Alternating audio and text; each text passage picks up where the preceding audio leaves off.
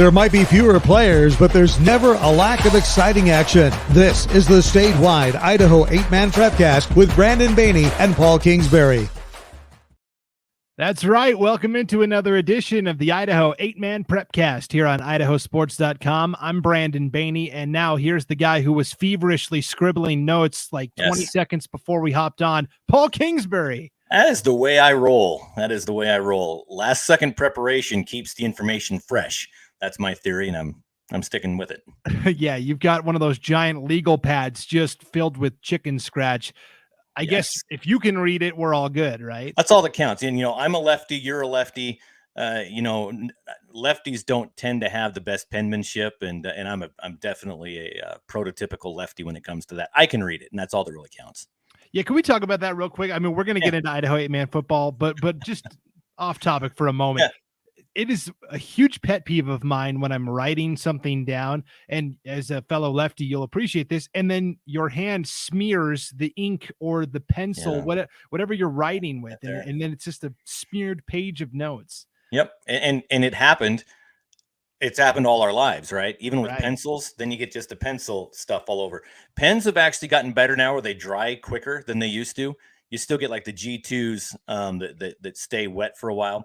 I just want to point out that our IdahoSports.com pens, they actually dry very quickly, and you don't get anything on your hand as lefties. My big thing is like binders, ring binders, that it's always on the left. And so you're like the Idaho Sports checkbook, where every time we need to write a check, I'm like this, and the ring binders on there, and no one ever thinks of that. No one ever thinks of it. It is a hard life we live. It really is. Really is. Us lefties have been slighted for far too long. It's and we have a lot of lefties here at Idaho Sports as well. You, me, Scott Burton. I know there's a couple more that I can't.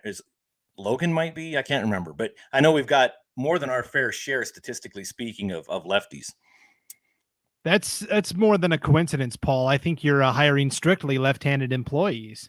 Now you're swinging the other way. Now you're discriminating right-handed people. Well, I don't think that's a problem. They've discriminated against us forever. I think we deserve some reparations. That's right. Well, no matter which hand you use, you certainly can enjoy football regardless of which hand. That was a poor transition into what this prep. There was no way to do a good transition out of that. You did great. There was no maneuvering my way out of that lane. So this is the Idaho 8-Man Prepcast, where we're going to be breaking down those 1A schools and 8-man football in particular each and every week. Practices started this week. I know in some places it's been kind of smoky, but it seems like everybody at least has been able to start up.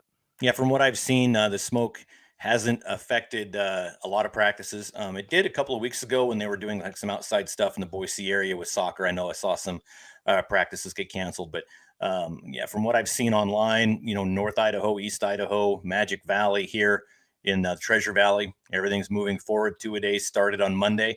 I've got a son that's a junior that's playing, and boy, he's just loving the 2-a-days. But he's lucky that it's not 106 like it was. It's only in the 90s now, so it could be a lot worse for these kids. But 2-a-days, they call it Hell Week for a reason. And he likes it. No. Oh, no. Okay, no, I thought you said he likes the 2-a-days. I was like, No, he's been doing the 2-a-days. He's not a huge fan, but he's going. So and we don't have to make him. So, but I don't think anybody, if you enjoy 2-a-days, I think it's great, but I think there might be something a little wrong up there. But I think that you do it because it's going to make you better, and it's going to make your team better. If you enjoy 2-a-days as a high school player, you probably have a career as like Nick Saban in your future. Yes. Yes. Yeah. Well, let's talk about 8-man football this year. Of course, there's the two classifications. There's 1A D1, which is slightly larger, and then there's 1A D2, which is the lowest level of classification. It's just easier to start at the D1 level, and I think the conversation has to start in the Snake River Conference. 3 of the 4 semifinal spots last year were filled by teams from that conference, and 2 met up in the state championship game. That's right. Oakley, Raft River, and we'll talk about the same thing in the 1A D2s. And what's crazy about this is those teams have every shot of coming back. Looking at my chicken scratches here, you take a look at the Raft Rivers, huge junior class, core group of seniors that are back 9-2 last year. They're just going to be better this year, which is great. With Oakley 11-1 last year, they graduated 12 seniors, which is always rough, but they always have kids coming back. So I think of all these that we're talking about, I think graduating 12 seniors is going to be probably the biggest hurdle to overcome for the Hornets there in Oakley, but you can never count them out. You're right. And those two teams, I think, are in a better spot than the third team that lost in the semifinals, which is Lighthouse Christian. They lost a lot of talented players and their head coach to boot. Correct. Corey Holloway was there for a very long time, built that program, dominated the 1AD2s, and then moved up to 1AD1 last year. And then you're right. It was kind of a awakening. And I think a lot of the 1AD2s were really glad to see them leave. I don't think there was any tears shed to see Lighthouse Christian go up to the 1AD1s at all. For them, there's a lot of rebuilding. When you lose a coach, that's just an extra added step, because probably, putting in a new system, try and keep some of the old stuff, but getting, that buy-in and everything else, it happens, but it rarely happens. And it is a little bit easier with the transition. John Silvers, who has been an assistant coach, takes over as the head coach at Lighthouse Christian. Sure. For all the people that thought, okay, Lighthouse Christian is going to get theirs, they're going to move up a level and they're going to see what it's like to struggle. They really didn't. I mean, they got all the way to the semifinals last year. They proved that they were more than capable of handling the task. Oh, they were more than capable. They didn't dominate like they have, but they were absolutely more than capable of it. And it was, for me, it was fun to see. I know there's a lot of people that aren't a fan of some of those private schools that can take in kids, but kids are kids to me, and it's fun to watch kids succeed and teams succeed and have fun and play hard. So out of those three, who do we like this year? Who do you like the best between Oakley and Raft River and Lighthouse Christian? I'm going Raft River. Raft River's just always there, like you said. And Raft River lost pretty bad to Oakley last year. Oakley's got, I really think that losing 12 seniors is going to be tough to overcome. I think they're still going to be in the mix, but I really see Raft River coming out on top there. Yeah, and people look at Raft River and they say, well, they lost, 2,000-yard rusher Ethan Bernard, which is true, but they have a more than capable replacement, I think, in Thane Lowmiller, who was kind of the fullback in that offense last. I mean, I think he could have put up the same numbers as Bernard did, and it's because of the offensive line, and they've got some really good linemen at Raft River as well. Yes, and prove me wrong. Great. I'm more than happy to be proven wrong at any given time. So it's always fun to watch and see. We can prognosticate all we want now, but once we get into the season, there's all these teams and kids. How hard do they work in the off season? Were they at workouts all summer? Were they able to be? Did they get a growth spurt? It's high school sports. You never know what you're going to get until you get it. The fourth team that was in the semifinals last year was Prairie, and that might have been the game of the year, that semifinal battle with Oakley. I mean, Prairie had a chance. They had the ball right at the goal line. They fumbled near the end of the game, and Oakley held on to win. Prairie looks loaded for bear again, and what's always, I think, the most entertaining league, the White Pine League up north. Oh, it is, and Brody Hasselstrom coming back, son of head coach Hasselstrom. He's good. He's very, very good. I think he was player of the year up there in the White Pine League. Correct me if I'm wrong, but he's just a stud. And Prairie, they always, every time you say Prairie, you can always say, yeah, they have this guy who's a stud just every year in and year out. And Prairie's just one of those teams that is always in the mix. And like you said, that's a tough league up there, the White Pine League. Lapway has really come of age in the last few years. Genesee had a couple of good years, had a down year. They could be good this year as well. So, that White Pine League, you definitely can't count them out. I kind of compare it to like the Snake River Conference would be like the SEC, where there's some good, strong defense and solid play. And then the White Pine League is like the Big 12, where like everybody's scoring 50 points and it's all these shootouts. It's really fun to watch. Well, they got the flashy players. They got these players that are big and strong, can run fast. And, they're kids that are built for 11-man teams, but they're on 8-man teams. And so they exceed and they excel, and they grow them big and they grow them strong, and they're well coached. And so you're right. That White Pine League up there, they're just a fun brand of football. Now, talking to Prairie, their baseball coach, Kyle Westhoff, during the state baseball tournament this past spring, he brought up to me that Prairie's had a lot of success over the years in football and really across all athletics. But he told me that the only times that Prairie has won the state championship has been when it's been hosted in North Idaho at the Kibbe Dome in Moscow. And they just have, for whatever reason, haven't been able to win on the road. Now, last year, that semifinal loss was at the Kibbe Dome. Yeah. Roundabout way of asking, can Prairie break through the noise this year, or do you think it's one of those teams from the west or the central part of the state? I don't know. I think that particular factoid, I'm going to guess is coincidence, because those guys can win anywhere, anytime. And the fact that they haven't done it at the Kibbe Dome probably had more to do with who they were playing than where, I would guess. Coming out this year, I'm going to look at my cheat sheet real quick. Notice is looking, can look good. But, I think our semifinalists, right, Prairie, Oakley, Raft River, Lighthouse, I think we might be seeing kind of the same thing coming in November. And can Prairie get through, like you said, that noise and get there? Maybe. I think they have as good a shot as anybody else does. Yeah, and real quick, just back to Lighthouse for just a second. I failed to mention they've got one of the best two-way players in 8-man football, Clay Silva, wide receiver and DB. I mean, he put up over 1,000 yards receiving last year, almost 20 touchdowns. I mean, he's incredible. But the question is, who's going to throw him the ball? They right. Lost Coach Holloway, and they also lost Colin Holloway, his son, who had been, I think, a 3 or a 4 year starter at quarterback. Right, and it goes both ways. You can have a great quarterback, but if you don't have any receivers, it doesn't matter. You can have great receivers, but if you don't have a quarterback to throw to them, it doesn't matter. So you really have to have that tandem to really be successful, or you need a quarterback that can run and throw and just kind of take over the game, which we see a lot in the 8-man ranks as well. Yes, absolutely. So we like Prairie in the White Pine League. Is there anybody else that can get through the clutter? And I mean, I think really 2 through 6 or 7 are kind of up for grabs. I think they really are. I mentioned Notice in there. I really look at that 6 and 7 and it's kind of set, and it's kind of the year in and year out set pieces. So, Grace, maybe not. Butte County, may not be there yet. So I think that the good teams are still good, and the teams that are building are still building. And like I said, if I'm proven wrong and there's some teams that, get a transfer or get a growth spurt or, worked hard in the off season, great. Prove me wrong. So let's talk about that White Pine League, which has, they'll have several teams that are in the playoffs. Who do you like besides Prairie up there? Who is looking strong? Actually, I like Genesee. They've kind of had a down year, but I think they've got some pieces back. I think they've got maybe a little chip on their shoulder after having such a down year after such a good year. So I really see the Bulldogs coming out and surprising some people this year.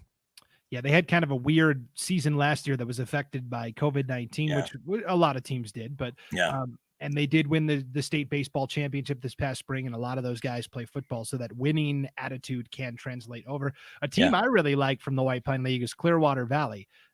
Alan Hutchins, head coach there, has built a good, solid program. They've got a stud, a two-way player, Dylan Pickering, who is going to be a great back and linebacker.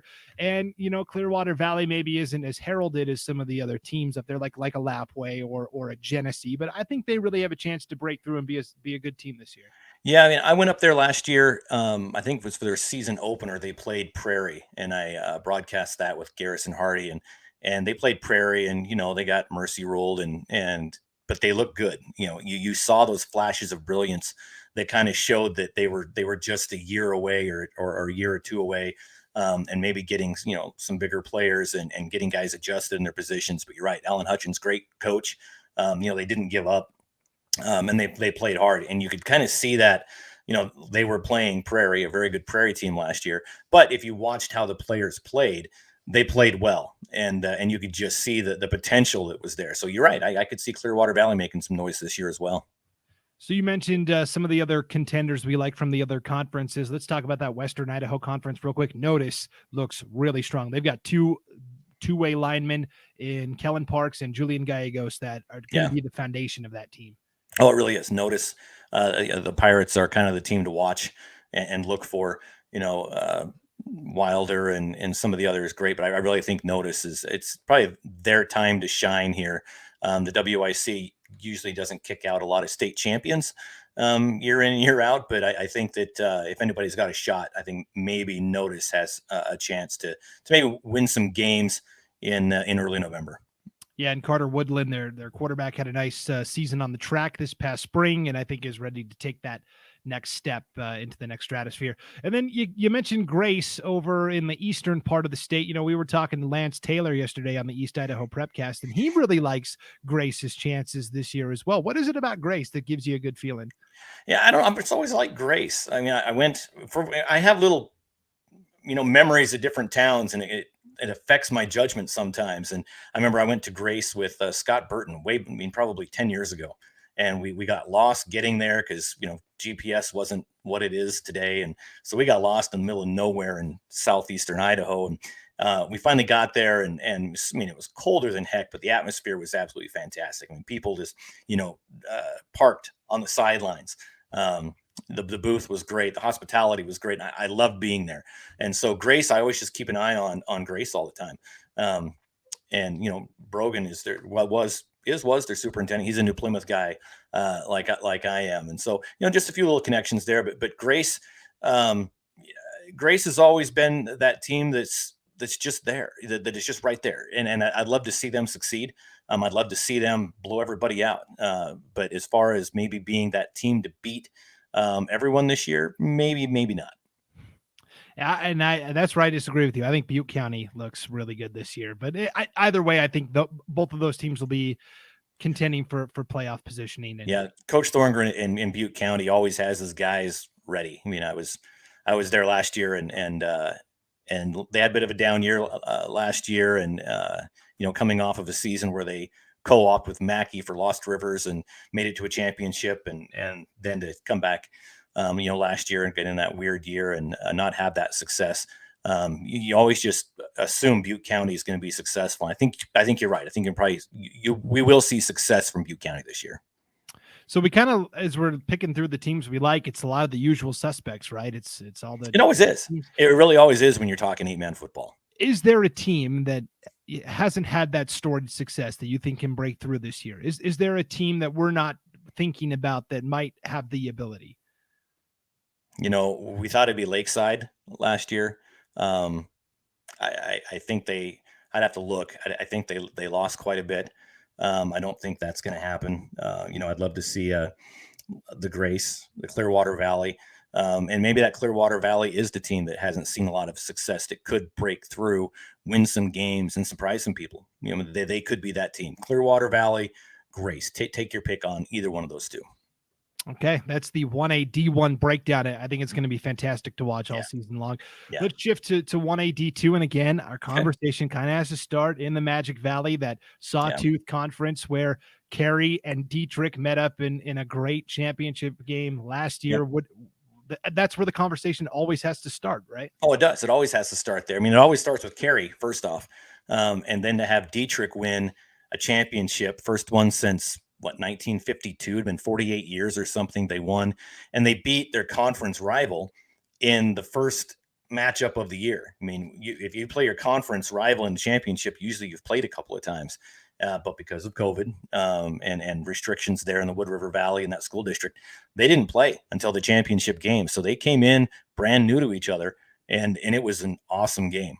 It was a doubleheader there at Twin Falls High School, the 2 1A championships, and Logan and I were there, and it was just an exciting atmosphere to watch those two teams play and to see Dietrich win, make history for their town. It was fun to watch. And both of those teams have studs coming back. Dietrich has probably the best 1-2 combo at wide receiver in Jet Shaw and Cody Power. Yep. And Carey has a great running back coming back in Connor Simpson. So I think, these two teams could be on that collision course again. They really could be. Got Chase Benyon coming up to quarterback after losing Hunter Smith. That's a big loss all the way around as a athlete. Dietrich lost Powers, which was their absolute stud athlete, but they've got, Jet Shaw.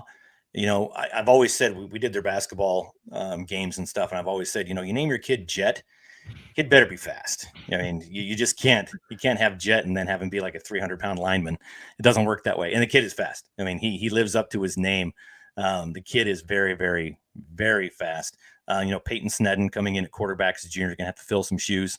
But when you've got speed and you've got the team and the workhorse that the Dietrich has, your quarterback doesn't have to be that, huge throwing quarterback. He just has to, get the ball where it needs to be, make the plays when he needs to make it, and they let the game come to him. And you're right. I think Dietrich and Carey could be on a collision course, but there's also a lot of other really good teams in the 1A D2s this year.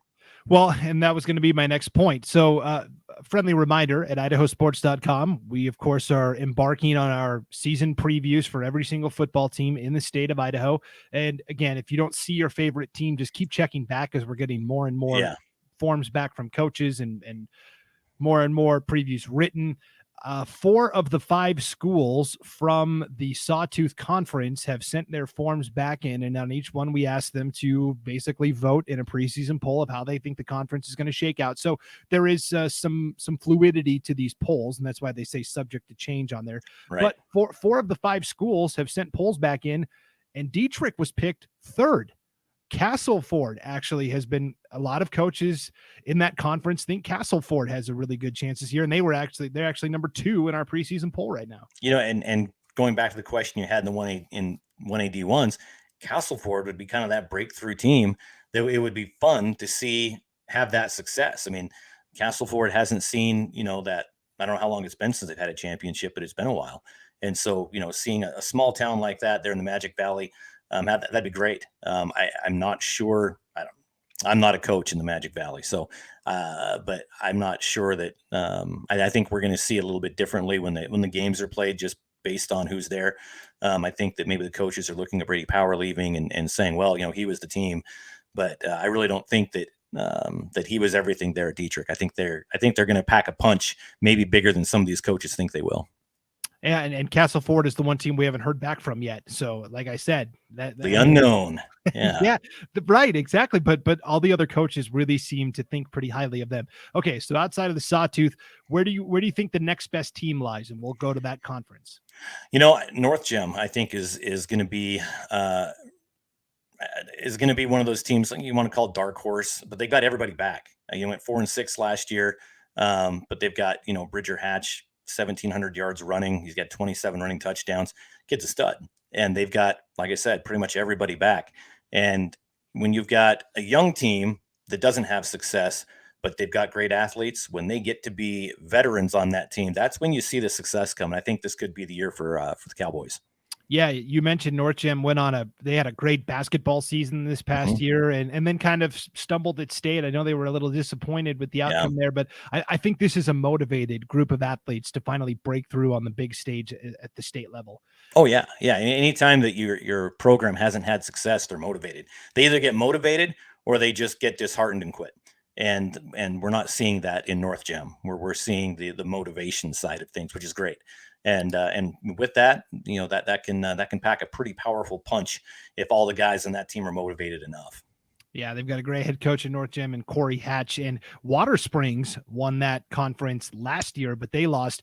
A lot of studs, including Matt Almgren, who was really good. But talking to Lance Taylor, our East Idaho expert yesterday, he liked Water Springs to repeat this conference. And I've seen some coaches and whatnot say, yeah, we like Water Springs, but you're right, they lost a lot. And so I'm just going off of, on paper, I didn't get to see them play last year. But I, from what I'm seeing, they lost enough that I don't think they're going to be in that mix again.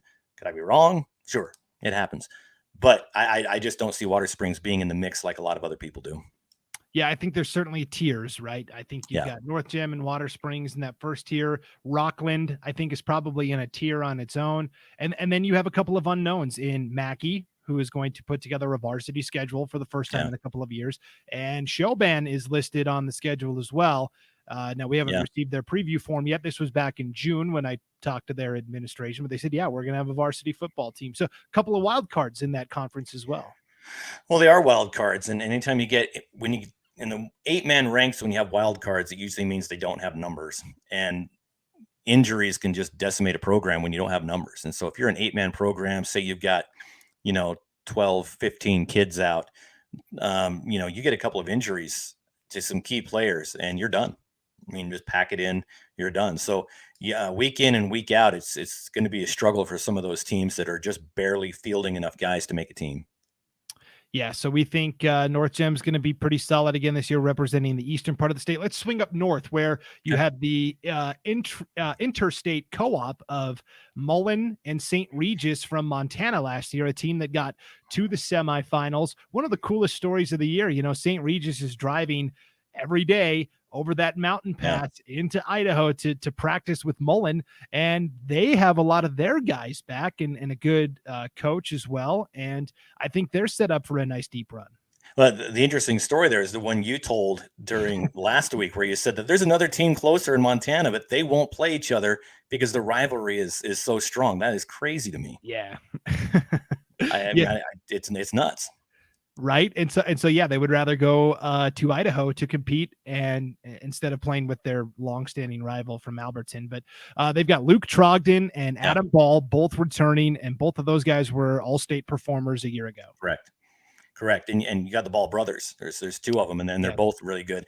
They've got a freshman who made some noise at camp and got the freshman player of the camp, Big Mike.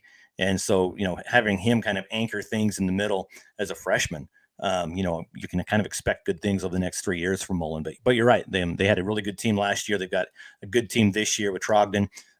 Stetson Spooner, a great coach up there. So, yeah, Mullen St. Regis. I don't think that a co-op with another state has ever won a state championship. A Montana school winning an Idaho state championship, I think, would be a first. Yeah, I know when I was growing up in Montana for a couple of seasons, Clark County in Du Bois actually competed in Montana, but they were never a factor to win state, like you said. Yeah, that would be kind of interesting, wouldn't it? It would. It would be very, very interesting. Huh. And Stetson Spooner, one of the great all-time names too. That's just like a good, solid name, right? It really is. Stetson, cool. Spooner, cool. Yeah. And he's a cool guy. So he's got the trifecta going for him. Yeah, he's great. He's the athletic director up there at Mullen as well. And just awesome guy. So let's keep up north and go over to District 2, where Kendrick, went on a deep run. They always seem to be in the mix. Who else do we like up there? Kendrick. I really think it's Kendrick's year to lose. I mean, they went 6-2 last year. Their two players back, Ty Kep at quarterback, Mason Anderson. They're good. They're really, really good. And I think that, in my opinion, I think that they're my dark horse to win the championship this year. I really think so. A nice little factoid I got actually from Will Henneke, who's writing a lot of these previews. Since the 1A D2 classification was created back in 2003, 16 of the 17 champions have been in D3 or D4. The one exception was Mackey in 2005, and they're in District 6. So no District 1 or 2 team has won the championship in 1A D2 since it became a thing in 2003. And I think we could see that this year, in my opinion, with Kendrick. Wow, I like it. Hey, I know. And the thing is I'm actually wearing a Carey shirt today that they gave me. I've got all sorts of friends in Dietrich, and here I am looking at. I might have just lost some friends. I'm not sure. I still love you guys to pieces, but from an analyst standpoint, I really think that Kendrick. I don't know. I've got this feeling about the Tigers up there that they're gonna roar into the championship. Well, I'll tell you that it's always. I'm sorry. I'll tell you, I did the 1A D2 girls state basketball tournament last year, and it was kind of the same thing. Kendrick had a really nice regular season. We're young. People didn't really know or dismissed it because, well, up north, who do they play? They've got nobody. And they came down and they knocked out Carey, the team that everybody thought was going to be the favorite to win that girls state basketball championship, and almost won the entire title, lost to Tri-Valley in the state final. So, yeah, those teams from the north always seem less heralded and maybe disrespected a little bit because of the competition up there and the lack of teams they have to schedule. But I agree with you. I think Kendrick is set up really well. Yeah, and I wasn't sure if you were trying to equate the success of girl basketball was going to translate to football or not. I wasn't sure what was going to happen there. Yeah, you're right. They're always, the north teams are always the unknowns. It's because there's just that media coverage statewide isn't there. And so they come into the playoffs and the state tournaments with people guessing, who'd they play? What'd they do? And so you're right. So Kendrick can come in, great coach, Zane Hobart up there. He knows what he's doing. He comes from pretty good stock. And so it's, I don't know. Like I said, my opinion, it might be Kendrick's to lose, and they could break that drought of not having a championship up in District 2. Is there another team up there you think? I mean, who's going to finish second? Lewis County, maybe? What do we think? Maybe. I think Lewis County. I'd love to see Lewis County do that. Yeah. You know what? I think you're right. I think maybe it's going to be Lewis County. That's probably a pretty good choice. It was Deary last year, but they lost a lot of talented players, and so always hard to tell. But yeah, it is always hard to tell. Yeah. All right, let's tackle our final conference, the Western Idaho Conference, District 3, where I don't know. To me, Garden Valley really jumps off the page, but maybe I'm missing something. Well, you're missing that they lost a lot of guys. That they lost a lot of really good guys. Covey Kelly and a lot of those guys. They're gone. Fields a quarterback. His brother's on the team, but they lost a lot, and they got some guys coming back. But I think Garden Valley is going to struggle a little bit more than they have in the past. I think they're still going to be good. I think the first few games are going to test them. I think Dietrich's going up there in the first week or two, and that's going to be a big test game for them. Same, going back with North Gem, I think they play Cary early on, and so that's going to be a good test for them to see exactly how good Lance Taylor is. Did he say North Gem or Grace? No, he said he liked Water Springs. Water Springs. All right. Well, North Gem, I think, is going to be playing Cary, and so that's going to be a big test game for them. And this year, there's actually a lot of those. There's a lot of those early season test games. Instead of saving them for the end in October, we're going to see them early, and so that early part of the season is going to be an interesting time to kind of gauge how teams are going to be. Yeah, I was talking to Wayne DeZubak on the SIC Prepcast yesterday, and that's really happening at the 5A level as well. And we've kind of dubbed it like playoff mayhem in August. It's like all these titanic matchups, like right out of the gate. It's going to be really fun, I think. Yeah. I mean, it's never any fun for those first couple of weeks to just see blowouts. You always see it on homecoming week because that's just how games get scheduled. But this year, those early games matter. Maybe not in conference standings all the time, but they're going to matter in the locker room. They're going to matter in the morale with the team moving forward, and just kind of see how they can play. And it's going to matter for us as we watch these teams play early on and see just how good they are. Okay, so if you don't like Garden Valley, who do you like from the? I didn't say I didn't like Garden Valley. Well, I think they look good, but you think they look good as well, but you think somebody looks maybe better. Horseshoe Bend. You've got Idaho City. I'm a kind of an Idaho City guy as well. I like those guys up there. So yeah, it could be a whole host. You've got Salmon River, maybe. I'm hearing rumblings there might not be a team. I kind of reached out and they said, "Oh no, we're going to have a team," but people in town that I've talked to have said, "Yeah, we might not." So that's going to be an interesting thing to watch to see if they have a team. I think Salmon Rivers. I think they're in the same boat as like a Mackey or a show band. The numbers are razor thin, and they may start the year, but all it is going to take is the loss of a player or two, and they may have to abandon. Yep. But I think Council could be a team that comes out of District 3. They came out, I think, the second or third seed last year. They could, if they get the right pieces in play, I think Council, the Lumberjacks, I'd love to see them back. I mean, Council used to be that team that was just always there. You just count on Council, being there and playing in the playoffs, and that's kind of tapered off the last few years. And so that pendulum has to be swinging back the other way. So, I guess if you're going to press me, I'm actually going to say Council could be that team that could be a breakthrough here in District 3.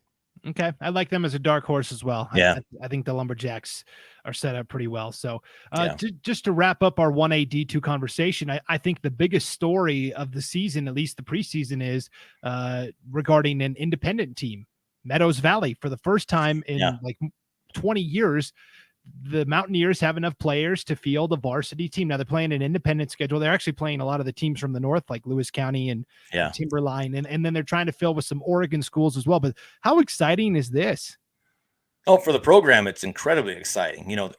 Great. They're going to be a schedule filler for the first year or two, where teams, oh crud, we need a game. Hey, Meadows Valley, great. But that's the building of a program, and you have to have a long-term outlook on this. You have to have patience with the program if you're a fan there, and kudos to the kids that are playing, because they know that they're not going to win a state championship, but they're going to come out and they're going to two-a-days. They're going to practice every day, knowing they have no shot to win a state championship. But they're still out there playing, and those guys are building the program. They're rebuilding a program, like you said, that maybe, their older brothers or their dads might have played in, and here they are trying to build that program back up. So I love to see it. You rarely will you see a program come back after it's been lost like that, just because those small towns just tend to keep getting smaller. I think with COVID, you actually saw a lot of move-ins to those small towns, especially up there in the mountains, from people moving in from out of state, maybe moving from the metro areas, trying to get out of that. And that might have something to do with numbers increasing there. It's a beautiful area. A lot of places to live up there. So, increased numbers in a small town isn't something you see every day. So if they can, grab that and take advantage of it, I think it's going to be fun to watch them, not from a winning standpoint, but just from that historical standpoint and just that good job, guys, standpoint. Yeah, it'll be fun to watch them develop over the course of the year as well. Yeah. You mentioned it. I think the trend is now moving out of the bigger areas, the metro cities, and into these nice little slices of life that are tucked away in Idaho. I think the biggest move last year was Josh Gillespie moving from 5A Mountain View in Meridian going to 1A Garden Valley, where, they were already loaded, but you add him and they just were over the top and everything. Right. It wasn't a bad pickup. It worked out for him. Yeah, it worked out all right, I would say. So, this is working out all right too, Paul. This is a lot of fun. We're going to be here each and every week on the Idaho 8-Man Prepcast, breaking down the biggest stories around the 1A classification. And we're off and rolling. And 1 down and 9 to go, 10 to go. And by the time we get to, championship weekend, we're going to be old pros, and we're going to know the insides and outsides of every team here in the 1A classification. And I can't be more excited. That's right. It'll be the Kendrick Tigers taking on Council. That'll be the hey, it could happen, right? You heard it here first, folks. That's right. If that happens, we're going out to buy a lottery ticket. We'll split it 50-50. And I don't care what other games are going on. I will be at that game. Yeah. Guaranteed. Yeah, that'll be a good time for sure. So each and every week, the 8-Man Prepcast right here from IdahoSports.com. Couple of ways to get it. You can get the audio by downloading this podcast wherever you get your podcasts. You can also listen on our website, IdahoSports.com. We've got at the top of the nav bar now a little drop-down menu with all of our Prepcasts. All you have to do is click that page, and there's an embedded player in there. You can play the episode right there. You can also watch the video if you want to see Paul's chicken scratch notes. You want to hold those up real quick for the camera? Yeah, I don't know if it'll focus on it, but that's look at that mess. Yeah. So got me through. If you want to see the inane ramblings of Paul Kingsbury, you just have to check out the video, and that's on the IdahoSports.com Facebook page as well as our YouTube channel. So lots of ways to get this content each and every week. All right, next week, are there any football games on the schedule? I know there's going to be volleyball starting up, and we'll probably dive into some volleyball talk next week. Yeah, we definitely need to talk some volleyball, talk some Tri-Valley volleyball, see how they're going to be looking. Those girls need to get their due, and we're going to give it to them. Yeah, they've got a brand new gym that they're going to be playing in for the first time this year at Tri-Valley, so it's going to be super exciting. They deserve it. Yes, absolutely. Volleyball talk next week. Until then, thanks for tuning in to the Idaho 8-Man Prepcast here on IdahoSports.com.